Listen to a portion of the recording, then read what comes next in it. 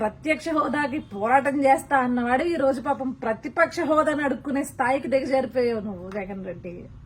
అడుక్కుండంలో కూడా అంత కొవ్వెందుకు నీకు, అంత బలిపెందుకు? అందుకే కదా నిన్ను ప్రజలు ఆఖరికి నీకు ప్రతిపక్ష హోదా కూడా వద్దురా బాబు, పక్కకు పో, నీ వల్ల రాష్ట్రానికి నాశనం తప్పించి నువ్వు ఏ హోదాలో కూర్చున్నా రాష్ట్రానికి నాశనం, పక్కకెళ్ళి ఆ పక్క రాష్ట్రాల్లో తగలబడి ఇక్కడ వద్దు అని చెప్పేసి గెంటేసింది.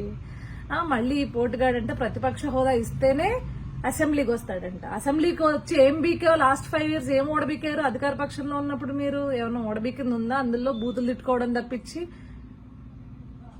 మళ్ళీ మీ దండుపాల్యం బ్యాచ్ అంతా వచ్చి రాజ్యాంగబద్ధంగా విలువలు ఇలాంటి పెద్ద పెద్ద మాటలు మాట్లాడొద్దండి, జనాలు చొప్పు తీసుకుని కొడతారు.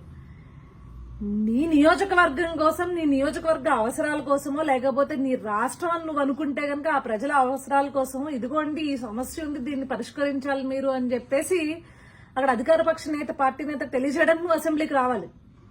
అంతేగాని అసెంబ్లీ సెషన్స్ అసలు స్టార్ట్ అవ్వకముందే, డిస్కషన్ స్టార్ట్ అవ్వకముందే వెనుజూపు వెనక్కి పారిపోతుంటే నువ్వేం మొగోడు స్వామి, నాకు అర్థం కాదు. మళ్ళీ రాయలసీమలో పుట్టాను పులి అని చెప్పేసి ఎలివేషన్ చేసుకుంటావేంటి?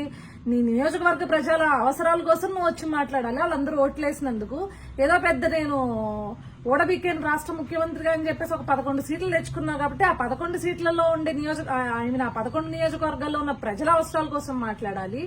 లేదు అంటే నువ్వు రాష్ట్రానికి పెద్ద రిప్రజెంటేటివ్ అని ఫీల్ అవుతా ఉంటావు కదా.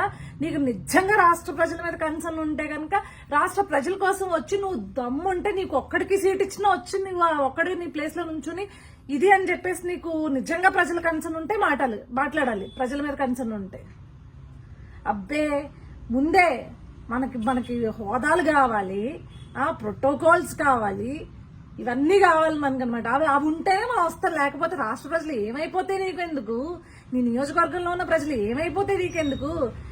ఈ పదవులు లేకపోతే ఈ ప్రోటోకాల్స్ అనుభవించడానికని ఓట్లేసింది కాదు కదా. రాష్ట్ర ప్రజల కోసం లేకపోతే రాష్ట్ర ప్రజల తరపున ఏదైనా గొంతు వినిపిస్తావేమో అని చెప్పేసి నేను నమ్మి నీకు ఇంత అని చెప్పేసి ఓట్లేశారు. ఇదండి ఈ పెద్ద మనిషి అసలైన నిజస్వరూపం. ఇతగాడికి పదవులు, ప్యాలెస్లు, ప్రోటోకాల్లు, మరి పీతో మొదలయ్యే వాటి మీద ఎంత వ్యామోహం ఏంటో అర్థం కాదు. ఇలాంటి ఉండి దర్పాలు, అధికార దర్పాన్ని ప్రదర్శించడానికి మాత్రమే సీఎంలు అవడం కోసమో లేకపోతే అధికారం కోసమో వెంపర్లాడతాడు తప్పించి ఎప్పుడూ కూడా ప్రజల పక్షాన అయితే నిలబడిన పరిస్థితి లేదు. అది మనకు కనిపిస్తూనే ఉంది. ఇలాంటి ఇంకొకసారి నేను ప్రజల కోసం రాజ్యాంగబద్ధంగా ప్రజల కోసం నేను నిలబడతాను, మాట్లాడతాను అని అంటే ముందు అసెంబ్లీకి వచ్చి మా కోసం మాట్లాడండి అని అడగండి.